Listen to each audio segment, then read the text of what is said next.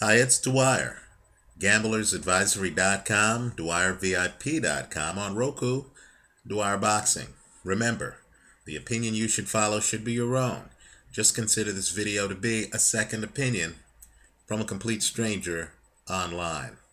Now let's talk about what happened in the rematch, Carl Froch's victory over Mikkel Kessler. But first, let me just say, if it looks like I've lost a little weight, it's because I'm lighter in the wallet after this fight.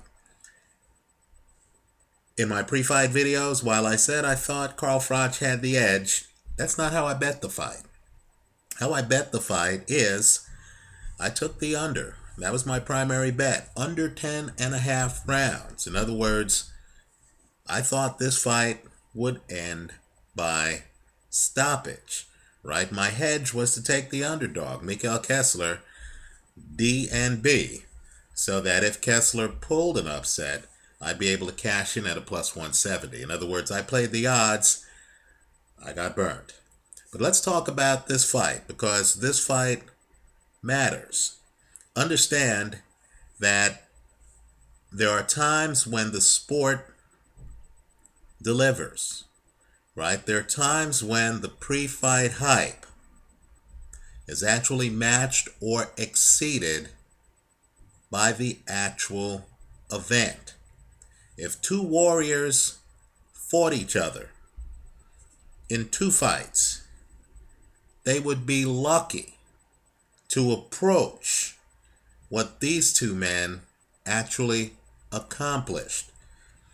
As a longtime fight fan, I'll just say I thought this fight was breathtaking. I've been reading the comments online. YouTube Nation leaves me comments from time to time. We'll put it that way.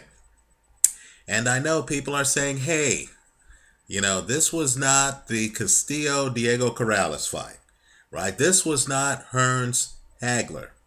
My advice to those people is to simply enjoy what this fight was.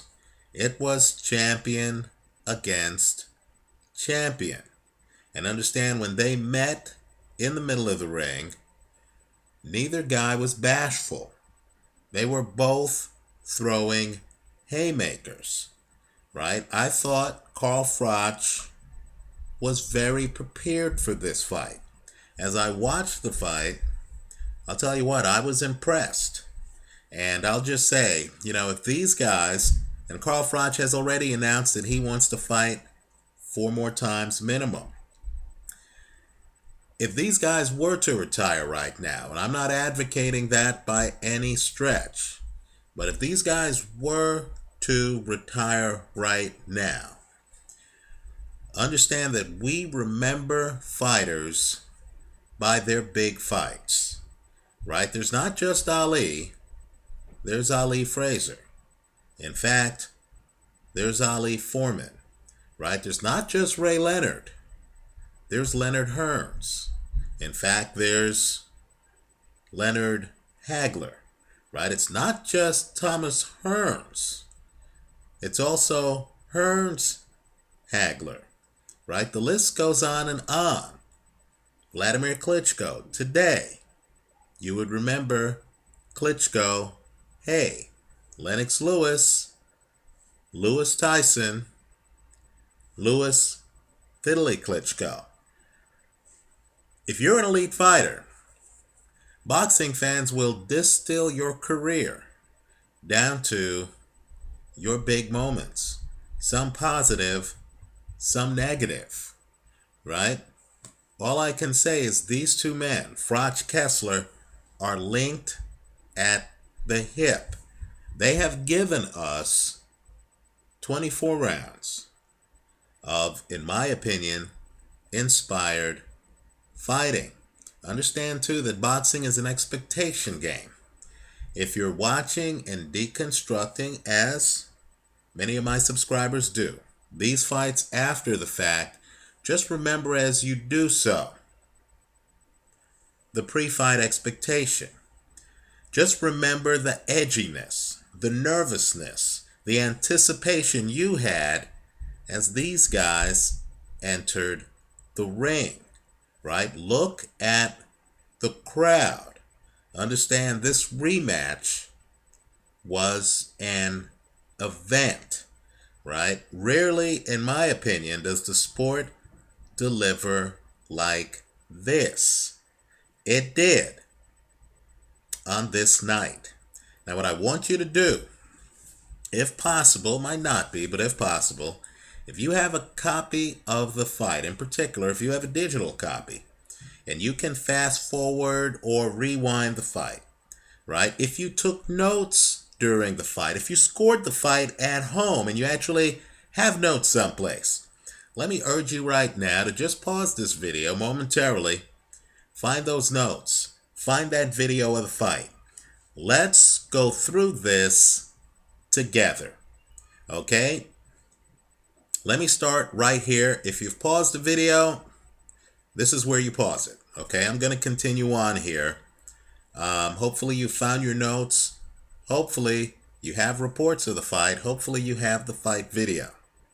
Right now, what I want you to do is to look at your scorecard. Not the judges' scorecards, but your scorecard. How you scored the fight. Now let me just say this, right? The first 3 rounds of this fight, if you are a Carl Froch fan, if he's your guy, then these first 3 rounds, quite frankly, are about your guy at his absolute best. As I watched the start of this fight, as I saw Carl Froch come out, work angles, shoot a jab, literally decimate Kessler with the jab, and have it set up so Kessler couldn't counter him. The jabs actually smothering the counters. And just the way Froch is moving for the first 3 rounds of this fight, I give Carl Froch an A+, right? The way he is imposing his technique on a very heavy-handed opponent who has beaten him the first fight, and the way he's dismantling Kessler, who has stopped an inordinate number of guys in precisely the first 3 rounds of a fight, is stunning.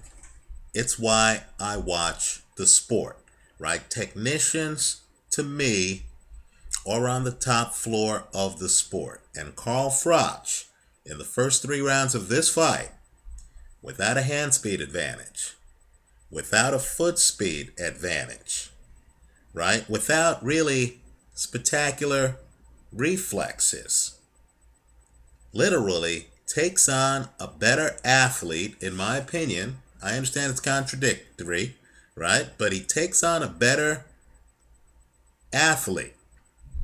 And while his opponent is completely lucid, right, hasn't been beaten up, is at 100%, Carl Froch dominates him the first 3 rounds of the fight. By the end of the 3rd round, on my scorecard, I had it Carl Froch 3 rounds to none. Right? Froch literally has it set up. So when Kessler thinks of throwing a punch, Froch has the jab in his face. Let me point out too, there are different kinds of jabs. There's a slapping jab, there's a distracting jab. This jab is a stiff jab. Right? Let me also point out too that Carl Froch has it worked. So Kessler can't land anything, left hand or right hand, with regularity. Right? Kessler actually is trying to come forward. Kessler is getting battered by a jab, and it's beautiful. Right? You've heard me talk about, and I'm biased toward, guys like Hopkins, guys like Marquez. Right? These are the guys who come in the ring with game plans, right? Not athletic superiority, but literally game plans. They've studied you. They know what you're going to do. Then they execute the game plan, and you can't do anything. If you're a baseball fan, it's like watching a good knuckleballer, right? Everything looks hittable. The velocity on the pitch is not that fast. You know the hitters. You know they're major leaguers. And they look foolish. I thought Kessler looked foolish the first 3 rounds of this fight. I thought class was in session. Let's talk about what Kessler did wrong. Kessler's point of attack is all wrong the first 3 rounds, right? Kessler doesn't have a lot of upper body elusiveness. He's pretty stiff. And Kessler comes in at straight lines. In other words, Kessler's not an ambush fighter. He would have been better off as an ambush fighter. But he's not a slick customer who's too far outside. So that jab isn't hitting him, right? Then when he's ready, pops inside with the combination. Think Sergio Martinez. Think David Hay. Think Jean Pascal. He's not that guy. Kessler's more robotic. He's really a home run hitter, right? He's a guy who comes in, throws big hooks, takes you out. Is excellent with dipping a shoulder. You don't know whether that left hand is coming up top or down low. He can dip a shoulder, hurt a guy to the body, right? But what Kessler's not good at is rolling with punches, avoiding punches. That's not his game.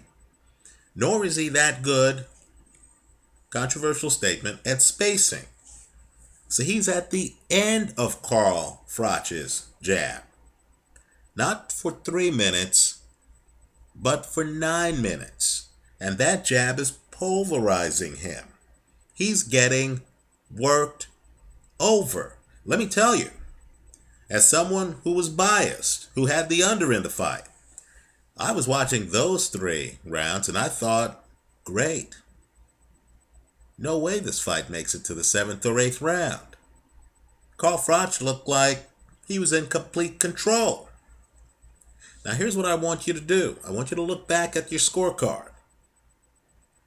I'm guessing your total score at the end of the fight probably had Carl Froch winning this fight by no more than 3 rounds. Well, what I want you to do is to understand what that means. If you had Carl Froch, as I did, up 3 rounds to none after 3 rounds, what you're saying is that the rest of the fight was a toss-up. In other words, Carl Froch goes from teaching class in the first 3 rounds to literally being caught up in a shootout the rest of the fight. And I'm going to sound crazy here. Understand gambling's about risk. As a gambler, not as a boxing fan, but as a gambler, if they announce Froch Kessler 3, I'm going to be taking the under in that fight too. Because certain things in this fight kind of were eye-openers, right? 7th round. The big shots landed by both guys, right? I was a bit surprised. In fact, if you look at the CompuBox numbers, you're going to see a number that leaps out at you. Kessler, who could barely land anything the first 3 rounds, somehow by the end of the fight has landed a Floyd Mayweather-esque 55% of his power shots. What you find out is after Froch comes out the gate dominating, and I mean dominating Kessler, after Froch starts fast, and as I said in an earlier video, this is the new Carl Froch, starts a lot faster than the old Carl Froch. If Carl Froch, circa 2013, fought Carl Froch from 2009, this guy would be up 3 rounds to none. But then problems arose, right? I believe if you look at this tape, and you know we're about blueprints here, you're going to see that Froch has a problem. Now, I'm a layperson. I'm just a boxing fan like the rest of us, right? I'm not a trainer. I'm just trying to make money gambling on fights. But let me pretend I'm Carl Froch. Carl Froch comes in at a side profile, right? He's shooting a jab. He's, literally perpendicular to the guy he's fighting. So if you want to hit Carl Froch over here on this side of his body, you got to get through all of this, right? So he's clever. This is the side profile. This is Vladimir Klitschko.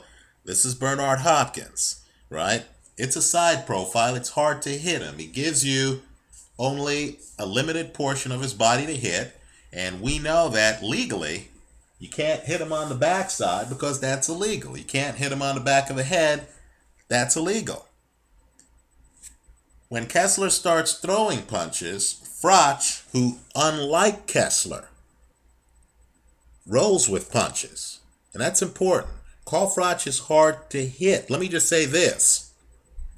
Froch is rolling with punches, so the punches actually look worse than they are because he has a glove up. He'll lift this hand, so as the punch is coming in, first he's rolling, so the punch doesn't hit him square. Then he's deflecting the punch with his hand.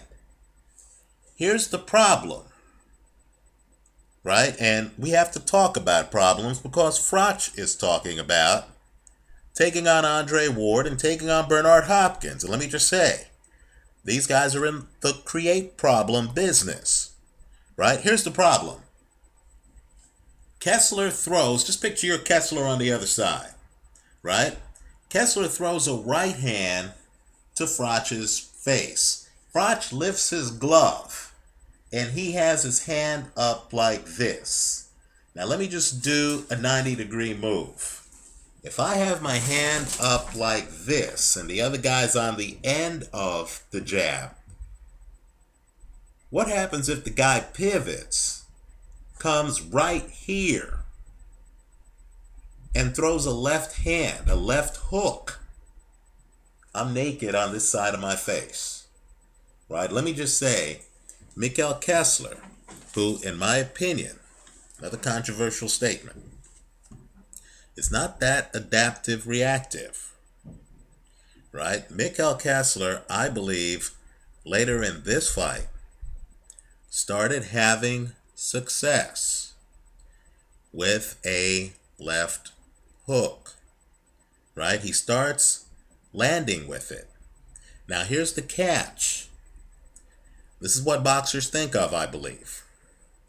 The left hook has to be the second punch in the combination. In other words, if I'm fighting Carl and I come in with the lead left hook, Carl's too savvy. He's like this. He's moving. He has a hand up, right? He'll roll with the punch. So I lead with the left hook. Carl's rolling from the left hook.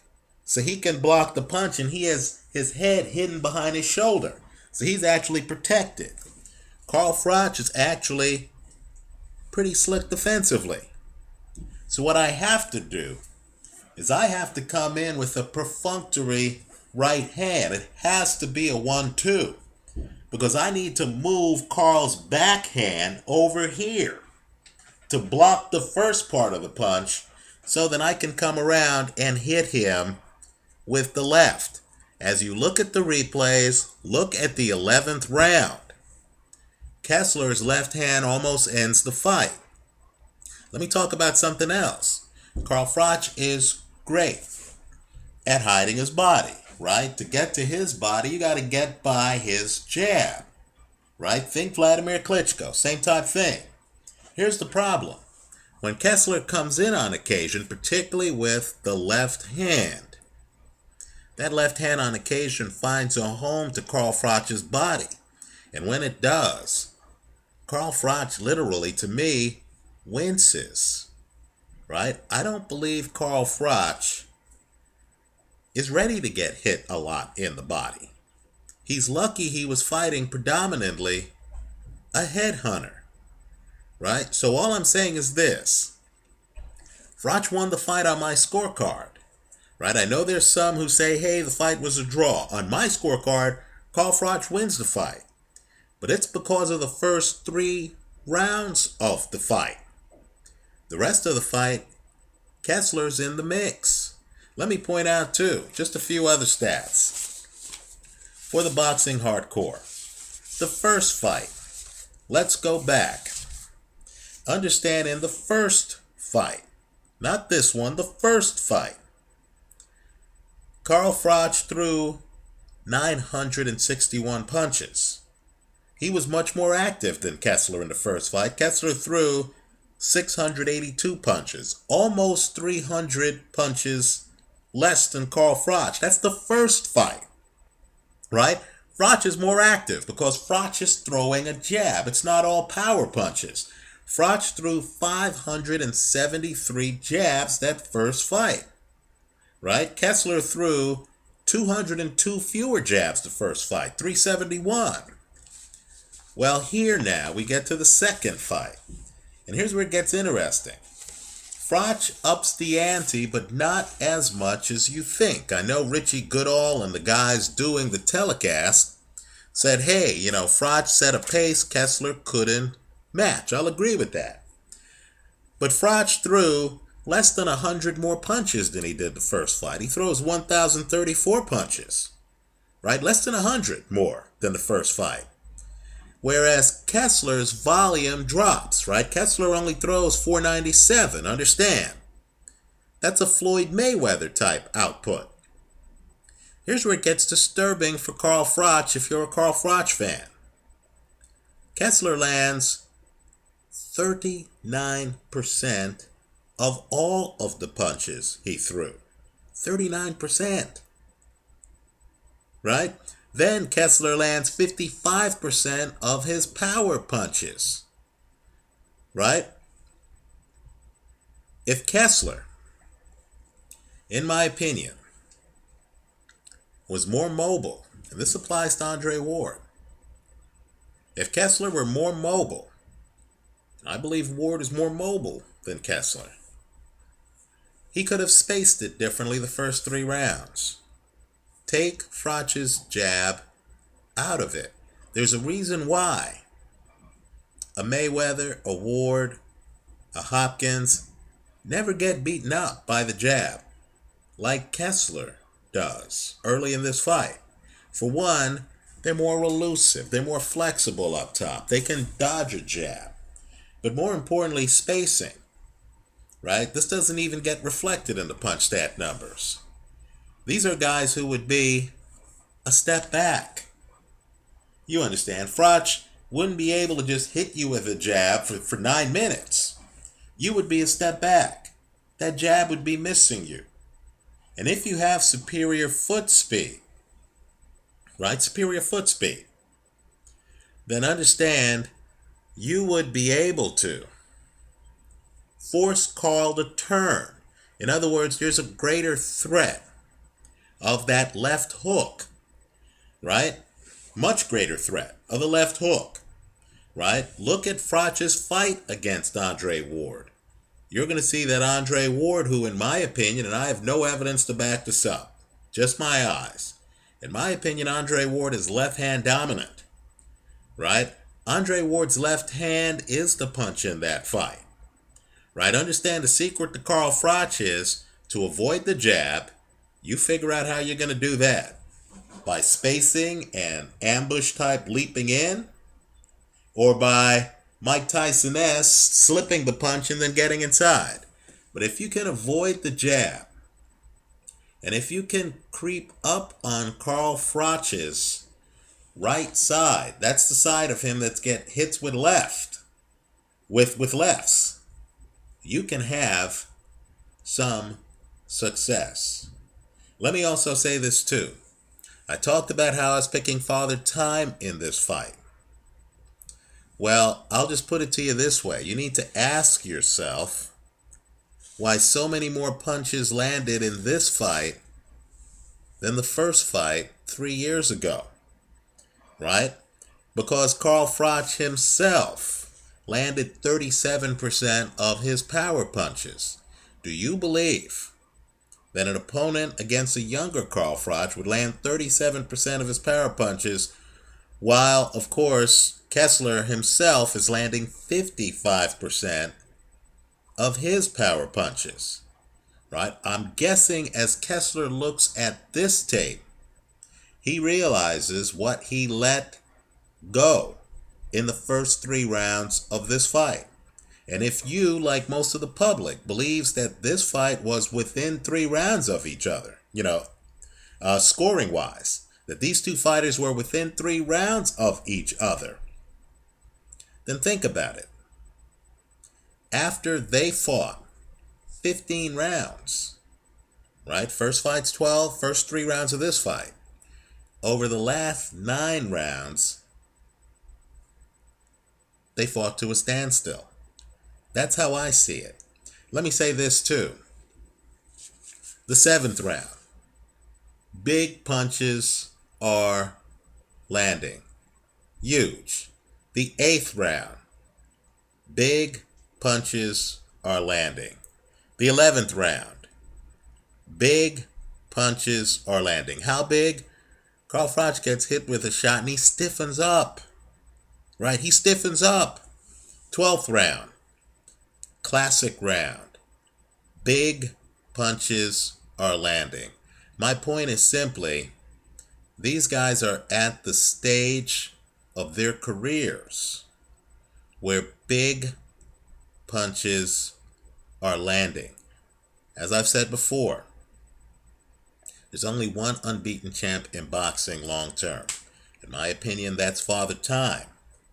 Defensively, Carl Froch could not maintain the technique and brilliance that he showed in the first 3 rounds of this fight. Nor could Kessler, from the opening bell, find a way to effectively get past Carl Froch's jab. Right? Boxing's a young man's game. Throw out Hopkins. Just focus on the 20-somethings. I'm just here to say that these are the things that the next generation, who we always have to think about, the Groves, the DeGales, these are the things that probably have them licking their lips, right? Food for thought, right? The defense in this fight raises eyebrows, right? Understand too, Kessler, his jab landed 31% of the time. If you follow CompuBox numbers, that's a big amount. I thought this was a great fight. I think these guys are forever linked.